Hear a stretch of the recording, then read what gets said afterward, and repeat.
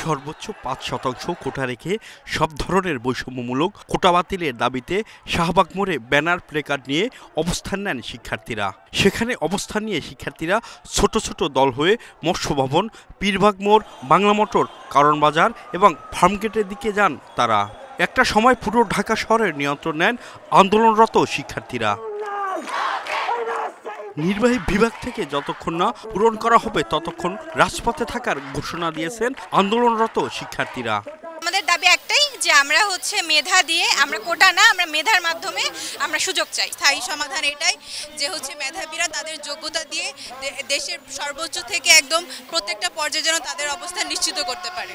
এখন তো আমাদের আন্দোলন আরো জোরদার হয়ে যাবে। আমরা এই দাবি আদায় না করা পর্যন্ত রাজপথ ছাড়ব না। ছাত্র আন্দোলনের অন্যতম সমন্বয়ক হাসানাত আব্দুল্লাহ বলেন, আদালতের কাছে কোটার যৌক্তিক দাবি সংস্কার করে সংসদে আইন পাশ করতে হবে। আমাদের দাবিটা মূলত হাইকোর্টের কাছে নয়, আমাদের দাবিটা নির্বাহী বিভাগের কাছে। সংসদে আইন পাশ করে স্থায়ীভাবে কমিশন গঠন করে স্থায়ীভাবে এর একটা শুরু করতে হবে।